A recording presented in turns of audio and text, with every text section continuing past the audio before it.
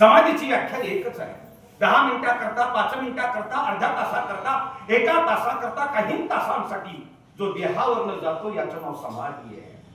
आणि ती समाधी लागते ती फक्त कीर्तनामध्येच, बाकी कुठं लागत नाही.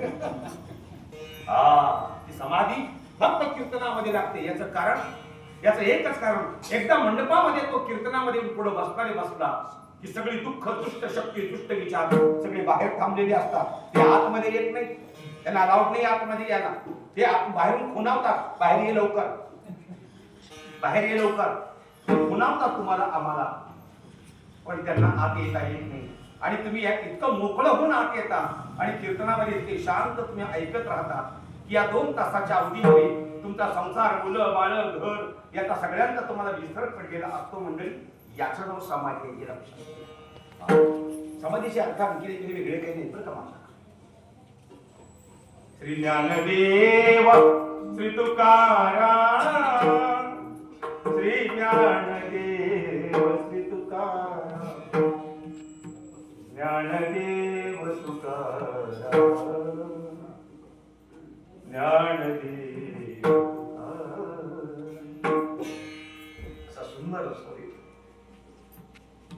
प्रल्हाद वडले गर्दिशी माघारी होते, हातातला कंदील खाली ठेवला आणि मोठ्याने हंबरडा फोडला प्रल्हाद वडल्यांनी. ए देवा, ए पंढरीनाथा, अरे काय आघात दिला रे भगवंता तुझी. अरे कोण एक वारकरी माझ्याकडनं अंधारामध्ये आत राहिला आणि असाच कुलूप लावून निघून गेलो. बहुतेक त्या वारकऱ्याला त्रास होईल म्हणून तू माझी झोप नाही लागू दिलीस. अरे कोण असावा तो वारकरी घाली लोटांगण मंदिर चरण. त्या वारकऱ्यास मी लोटांगण घालतो म्हणून प्रल्हाद वडल्यांनी लगमगीने करगोट्याची चावी सोडली, कुलपाला हात लावला आणि कुलपामध्ये चावी टाकली आणि मनामध्ये विचार आला, माझ्या राहुळाचा, माझ्या भगवंताच्या राहुळाचा गाभारा इतका सुद्धा मोठा नाही की एखादा माणूस विसरावा. देवाचा गाभारा खूप छोटा आहे. एकच माणूस आत जातो आणि एकच माणूस बाहेर येतो. मग आतमध्ये माणूस कसा असेल. घाबरले प्रल्हाद आणि चावी माघारी काढली आणि प्रल्हाद वडले घाबरत आपल्या टाचा उंच केल्या आणि महाद्वाराच्या झरोका, जो दरवाजाला जो झरोका आहे त्या झरोक्याच्या आत प्रल्हाद वडल्यांनी आतमध्ये वाकून पाहिलं आणि आतनं चित्र देखणं होतं. म्हणे काय, अरे विटेवरचा माझा परमात्मा, गळ्यामध्ये विणा, हातामध्ये चिपळ्या घेऊन माझा देव, माझा विठोबा भजन करतोय. ज्ञानदेव तुकाराम, विश्वाचा मानक व जगाचा बाप ज्यांचं भजन करतोय त्यांचं नाव ज्ञानोबा आणि त्यांचं नाव तुकोबा. याचा अर्थ या वारकरी संप्रदायाला ज्ञानोबांसारखी आई आणि तुकोबांसारखा बाप मिळाला.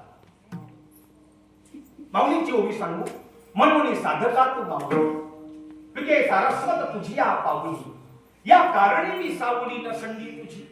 असे सुंदर माऊली या वारकरी संप्रदायाला मिळाले. माझा एक मुद्दा मोठा छान आहे, ऐका खरं. आई वेगळी, माता वेगळी आणि माऊली. जन्म देते तिला आई म्हणावं, संस्कार करते तिला माता म्हणावं आणि उद्धार करते तिला माऊली म्हणावं. जिनं उद्धार केला ती वारकरी संप्रदायाची आई आहे. जिनं उद्धार केला ती वारकरी. नाथबाबांनी सहज सांगितलंय, ज्ञानाबाई माझी अनाथांची माय. एका जनार्दनी पायवंदित असे, ज्ञानाबाई ही अनाथांची माय, साधी नाही, अनाथांची माय. ज्ञानोबांना आई पण म्हणाले, ज्ञानोबांना माये पण म्हणाले. याचा अर्थ लोक आजही हात मारताना कोण ज्ञानाबाई म्हणतं, कोण ज्ञानाई म्हणतं, कोण ज्ञानदेवी म्हणतं, अथवा कोण माऊली म्हणतं, कोण माऊली. म्हणून वारकरी संप्रदायाला एक आई मिळाली की जिचं हृदय एका स्त्रीपेक्षा कोमल आणि कोवळ आहे.